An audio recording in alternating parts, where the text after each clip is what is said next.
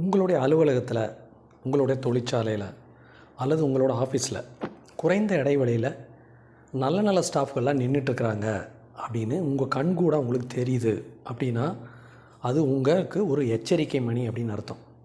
உங்களுக்குள்ளே இருக்கும், நான் நல்லா தானே வச்சுருக்கிறேன், நல்ல சம்பளம் கொடுத்து வச்சுருக்கிறேன், அவங்களுக்கு நிறைய ஃப்ரீடம் கொடுத்து வச்சுருக்கிறேன் அப்படின்னு உங்கள் மன ஓட்டத்தில் நீங்கள் ரொம்ப நல்லவராக தெரியவராக இருக்கும். அது நியாயம்தான். ஆனால் ஏன் ஒரு நல்ல ஒரு குவாலிஃபைடு ஒரு ஸ்டாஃபு அடுத்தடுத்து ஒருத்தரோ 2 பேரோ 3 பேரோ நம்ம அலுவலகத்திலேருந்தோ தொழிற்சாலையிலேருந்து நிற்கிறாங்க அப்படிங்கிறத நீங்கள் கொஞ்சம் உள்நோக்கத்தோடு நீங்கள் போய் பார்க்குறது ரொம்ப அவசியம். காரணம் என்னென்னா, உங்கள் அலுவலகத்தினோட ஏதோ ஒரு டிபார்ட்மெண்ட்டில் ஏதோ ஒரு மூலையில் ஒரு கெட்ட விஷயம் அடித்தளமாக போட்டுட்டு இருக்குது அப்படிங்கிறது தான் அதனோட அறிகுறி. ஸோ இதை நீங்கள் ஆரம்பத்திலே களைஞ்சிட்டிங்க அப்படின்னா வெளியே போகிற உங்களுடைய ஸ்டாஃப் உங்களை பற்றி தவறாக பேசுகிறது நிறுத்தப்படும். இல்லைன்னா உங்கள் நிறுவனத்தை பற்றி வெளியே போய் என்ன பண்ணுவாங்க, ஒரு கோவத்தில் நின்றுருப்பாங்க அல்லது ஒரு வெறுப்பில் நின்றுருப்பாங்க. ஏன் வெறுப்பில் நின்னாங்க, ஏன் கோவத்தில் நின்னாங்க அப்படின்னு நீங்கள் கண்டுபிடிக்காமல் விட்டிங்கன்னா, அதாவது அடுத்த இன்னொரு பெஸ்ட்டு ஸ்டாஃப் நிற்கிறதுக்கு முன்னாடி நீங்கள் அதை உள்ளுக்குள்ளே போய் பார்த்து கண்டுபிடிக்கல அப்படின்னா வெளியே உங்களுடைய பேர் கெட்ட விதமாக பரப்பப்படும். அதாவது அவங்களுடைய கோவத்திலையும் அவங்களுடைய அறியாமையினாலையும்.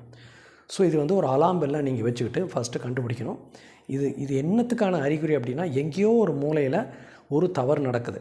காரணம் என்னென்னா, இப்படி நிற்கிற ஸ்டாஃப் எல்லாமே பார்த்திங்கன்னா நல்ல ஒரு சுய ஒழுக்கம் உள்ளவங்களாக இருப்பாங்க, நல்ல டெடிக்கேட்டடாக இருப்பாங்க, டிசிப்ளினாக இருப்பாங்க, நல்ல ஒர்க் பண்ணாக இருப்பாங்க. நேரங்காலம் பார்க்காம நீங்கள் கொடுக்குற சம்பளத்தையும் கூட ஒரு பொருட்டாக நினைக்காம ஒர்க் பண்ணுறவங்களாக இருப்பாங்க.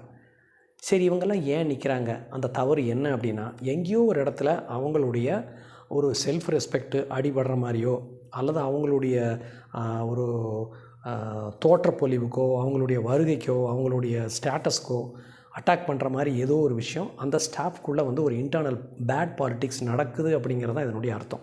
அதை நீங்கள் கண்டுபிடிச்சிக்கோங்க. கண்டுபிடிக்கல அப்படின்னா என்னாகும், நான் சொன்ன இந்த நெகட்டிவான விஷயங்கள்லாம் நடக்கும். அதாவது ஒரு பொண் சின்ன பொண்ணாக இருந்து அதை கண்டுக்காமல் கொடுக்குறப்ப தான் புறையோடி பெரிய பொண்ணாக மாறுது இல்லையா? அதே மாதிரி தான் இதுவும்.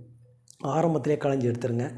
அப்புறம் உங்களுடைய தொழிலாளர்கள், அதாவது உங்களுடைய ஸ்டாஃபுகள் எவ்வளோ பெரிய தப்பு பண்ணாலும் அவங்கள ரொம்ப ஒரு எளிநிலைக்கு திட்டக்கூடிய ஒரு விஷயம் கூட காரணமாக அமையலாம் இல்லையா? ஸோ இதையெல்லாம் ஒரு முதலாளியாகிய நீங்கள் பார்த்துக்கிறது உங்களுடைய தொழிலினுடைய கம்பெனியினுடைய வளர்ச்சிக்கு ஏதுவாக இருக்கும் அப்படிங்கிறத இந்த இடத்துல நான் ஒரு பதிவு பண்ணுறேன். மறுபடியும் ஒரு நல்ல வீடியோவில் சந்திப்போம். அது வரைக்கும் பாய்.